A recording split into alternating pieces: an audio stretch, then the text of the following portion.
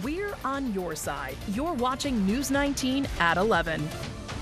Thank you so much for joining us for News 19 at 11, both on air and over on WLTX+. I'm Erika Glover, standing beside our chief meteorologist, Efren Afante, who told me that July of last year was the last time the Midlands experienced triple-digit temperatures. So hold on tight and grab a fan. Yeah, and that's just the air temperature. That's not even what it Oh, feels no. like.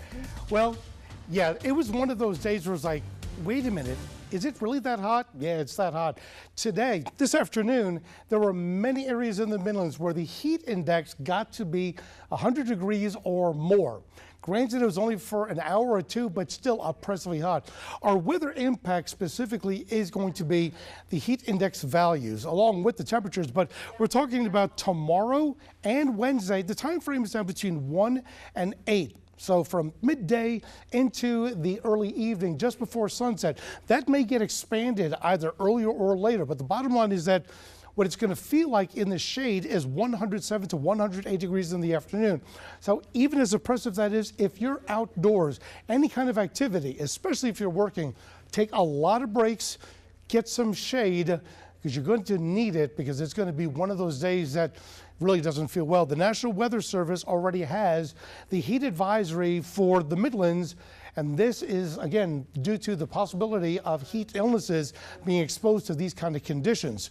It covers all of the state, and that's between 1 and 8 tomorrow.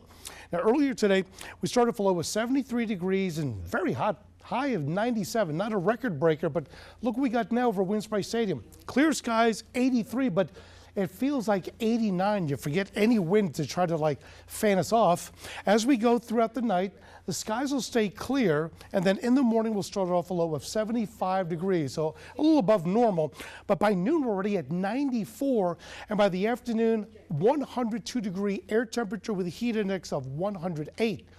Unfortunately, we may do this again on Wednesday, looking at a high of 100. That's why I have a weather impact alert for tomorrow and Wednesday. But we could have a few storms on Wednesday and possibly on Thursday. Erika, these heat conditions are going to be really crucial for everybody to understand. We'll talk about that in just a few minutes. All right, Efren, thank you so much. Right now, we are keeping a very close eye over on the White House. Right here, live look on your screen. The Associated Press reporting President Trump says Israel and Iran have agreed to a, quote, complete and total ceasefire to be phased in over 24 hours.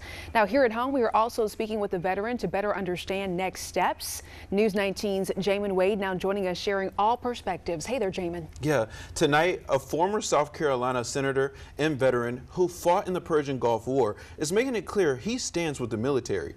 Meanwhile, families and lawmakers who called the Midlands home sharing both concerns and support.